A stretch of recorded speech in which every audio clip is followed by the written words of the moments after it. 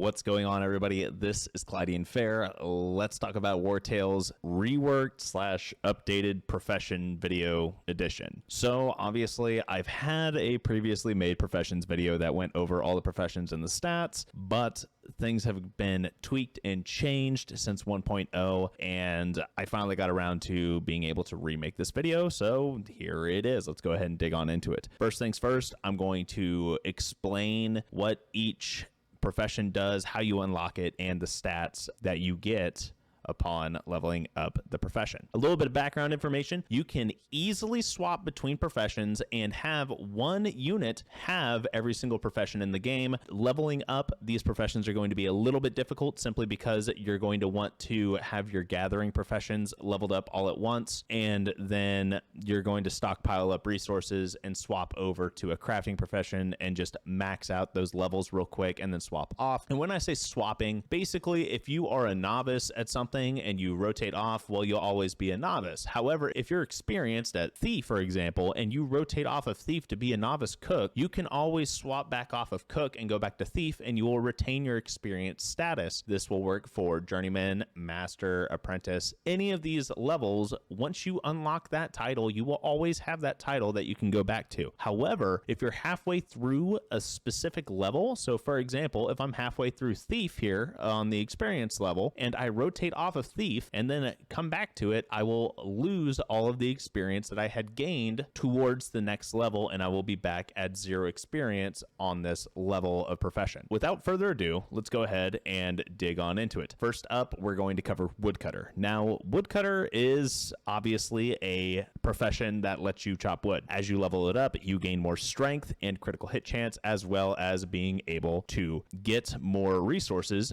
for chopping wood in the game. So what exactly would be a good fit overall build wise for this? It would be basically any strength based DPS build, as it will not only increase your base strength, which is your main damage outputting stat, but it'll also increase your critical hit chance, which will also give you the ability to critical hit a little bit more often. That being said, though, they have recently reworked the experience amounts that you get, so it's no longer as big of a slog to level up. In order for you to level up this class and unlock it, you simply go to a nearby camp that happens to have a woodcutting area in it. So for example, there are a few of them in Tiltron. One is right outside of the Sinister Cave. There is that guard outpost, which is where I'm at currently in this little example here. And as you chop wood, the yellow / gold rings will pop up. You essentially will play this little mini game where you want to stop your white ring inside the yellow ring, and it will progressively get smaller. It is okay for you to let the ring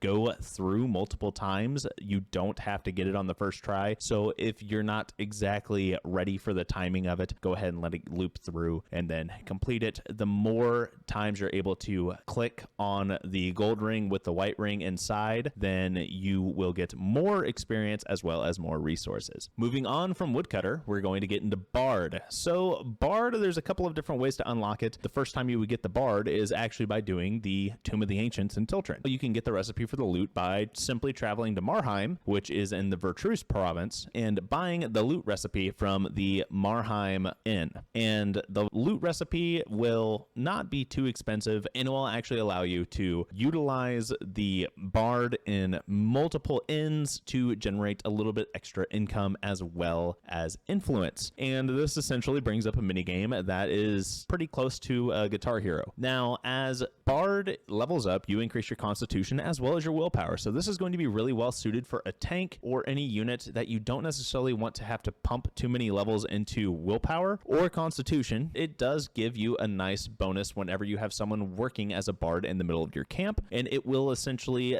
help boost up your willpower on everyone as well as on the unit that's assigned as a Bard. Upon higher levels, you'll get more constitution and willpower, as well as getting better rewards from every time you perform. You can also unlock better songs by doing specific challenges for you to unlock those songs. For example, you need to have a boar named Hammy and get 5 kills with the boar in a single battle, and you will unlock a new song. There's multiple different ways for you to do this. It adds an extra layer of flavor to the Bard mechanics. Moving on from Bard, we're going to get into Scholar. Now, Scholar you will most likely get whenever you first enter a Tomb of the Ancients and start doing puzzles. Scholar will level up by doing puzzles as well as researching items that you obtain in Tomb of the Ancients. That being said, though, Scholar is also one of those things that you won't be able to actually research with until you get to level 4 in the Wisdom and Mysteries path. And once you hit level 4, you will unlock the Lectern and be able to actually research these items that you get from Tomb of the Ancients, and it will really help you out by leveling up Scholar. That being said, though, Scholar really doesn't give you any super amazing stats. It simply gives you a ton of willpower, so put this on a more utility or support unit. You don't necessarily need Scholar on your units at all times. Simply swap it over before a rest so you're able to utilize it for researching purposes, but you can easily rotate in and out of professions. Moving on from Scholar, we have Angler. Now, Angler starts off by increasing your willpower, but as you level it up, you will gain not only willpower, but more critical hit chance. An Angler you can unlock by simply going up to a fishing hole and selecting it. It will give you the prompt to select an angler. It will give you the new profession for it. However, you cannot level up angler without having fishing hooks. So you'll have to utilize the Tinkerer to craft fishing hooks by using 1 iron for 1 fishing hook. You can essentially play this little mini game here to gather some experience as well as more food every time you come by a fishing hole. And it essentially trades 1 iron for up to 3 fish at early levels and even more at later levels. Angler will give willpower and critical hit chance at max levels, so because of this, you may be interested in putting Angler on a DPS unit that will be able to utilize the critical hit chance and be able to utilize willpower to the point where they don't need to level it up. They'll be able to invest those points into other stats such as critical hit and or their main damage stat. Moving on from Angler, we have Tinkerer. Tinkerer is arguably one of the best professions to have because so many other professions utilize it, as well as it giving you nothing but critical hit chance. Tinkerer is going to be great on basically any major DPS unit as it gives them a lot of critical hit chance. So Tinkerer is how you are going to upgrade your camp items as well as create lockpicks, fish hooks, torches, multiple other things that are going to be slot items such as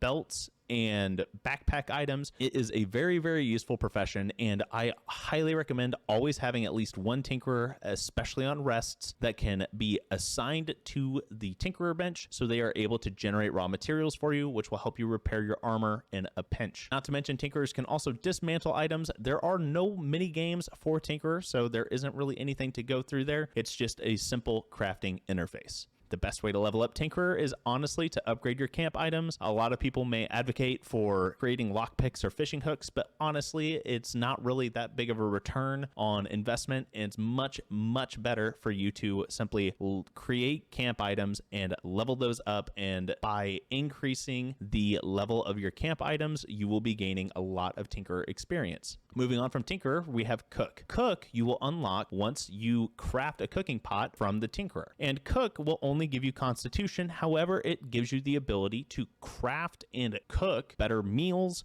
which will give you more food as well as bonuses depending on what type of meal you create. Cook will be very useful on a tank or anything like that that could utilize Constitution. That being said, though, Constitution is once again kind of a dump stat, so basically don't put this on an actual DPS unit and you'll be fine. Also, as you level it up, will give you more Constitution as well as better bonuses for not only the dishes that you craft, but also reducing the amount of food that you will need in order for you to keep your troops fed on every rest. Not to mention, leaving a cook assigned to the cooking pot whenever you are in camp will also reduce the amount of food that you need to eat for every rest. The easiest way to level up Cook is simply to cook. It's going to be a simple crafting interface. There isn't really anything else that you can do to do a mini game with Cook or anything like that. It's just going to be craft more items and eventually invest in getting something like a salt scoop or anything like that. Next up, we're going to be talking about Thief. Now, Thief is something that you can easily unlock simply by walking up to a merchant or walking up and investigating a chest that requires you to use a lockpick. Now, lockpicks can be crafted by your Tinkerer for 1 iron, and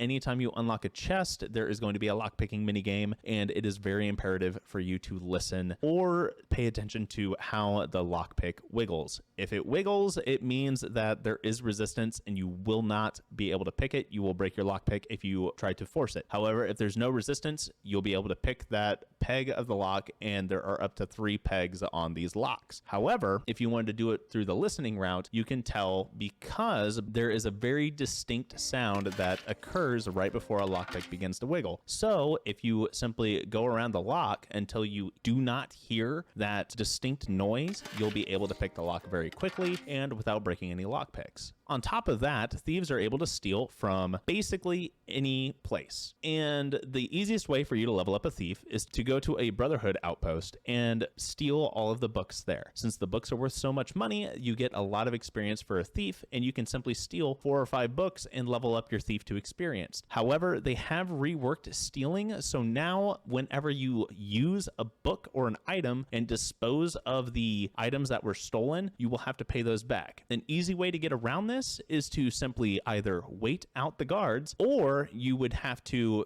essentially draw straws and send one of your units back to jail and then go buy the unit back. Buying the unit back will not cost very much money. It will actually be just about as much as what it used to be in early access to pay off your fines. However, whenever a unit gets picked to be sent to jail, they will have the betrayed trait, and this will cause them to generate less happiness in camp, and I highly recommend at that point making it to where they are assigned to a campfire or something that will help generate more happiness. It's really easy to manage happiness for the most part. Let me know in the comments if I'm wrong, but from my testing, I was not able to determine whether or not betrayed traits stack, and honestly, it does not seem to be that much of a detrimental trait to have, so happy stealing, just betray everybody and go buy them back. Moving on from thief, we're going to get an alchemist. So alchemist is a very important crafting class that will essentially let you create not only medicines and throwing bombs, but it will also allow you to create oils, which essentially work as enchantments for your weapons. So it's very, very important to have an alchemist at least leveled in some shape or form, and then utilize them for crafting your oils later on. At higher levels, alchemists will gain more dexterity to their stats, as well as the ability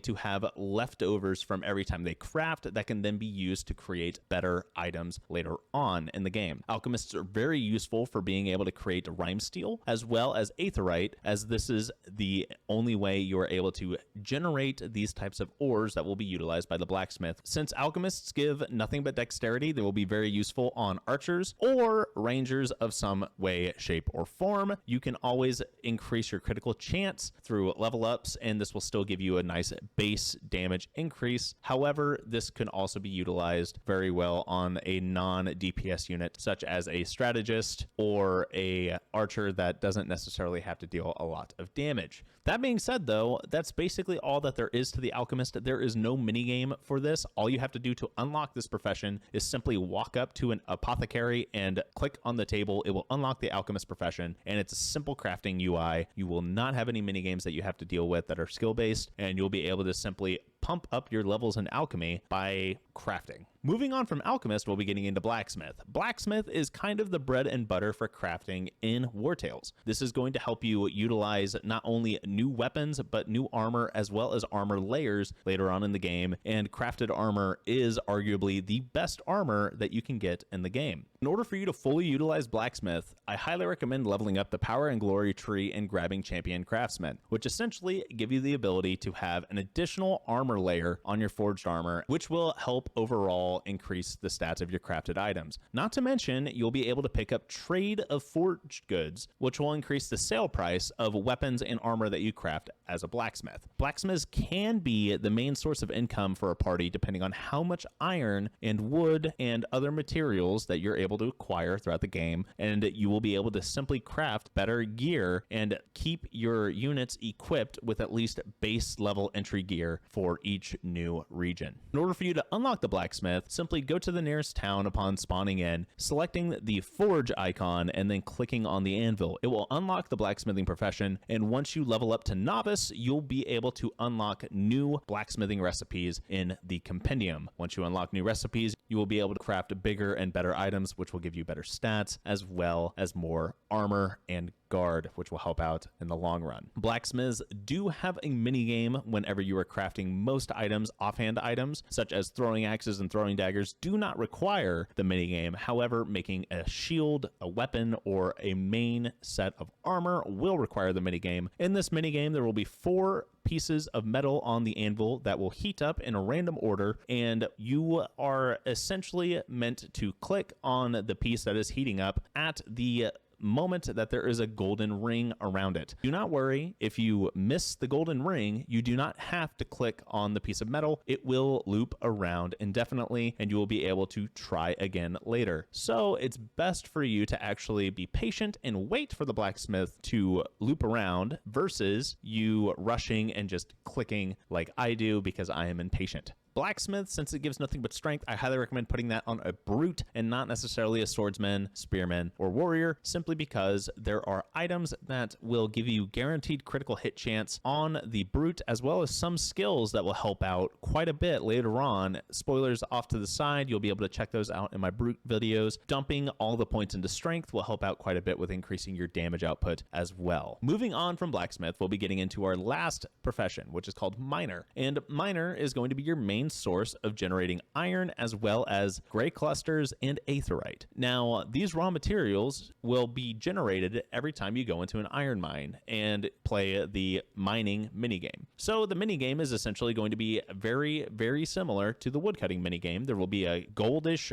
ring that will be appearing on your screen, and essentially every time the white ring gets inside the golden ring and turns green, you want to click. You can click with it outside of the ring, however you will get less experience and less materials from every misclick, essentially. This ring will continue to repeat, going in and out of the golden ring, and you can easily wait multiple iterations until you get the timing right. Do not feel rushed by doing this minigame. Miner is one of the gathering classes and gives you constitution as well as strength, so this will be very useful on a bulkier tank. However, it is not a recommended option for most melee DPS builds. At higher levels, miner will give more constitution and strength, as well as better rewards for every time you are able to mine, such as gray clusters, as well as aetheryte and even gemstones. Anyway, guys, that is all I've got for this video. I hope you enjoyed this content. If you'd like to see more videos such as this, like the video, drop your favorite profession in the comment section below, and don't forget to make that number go up.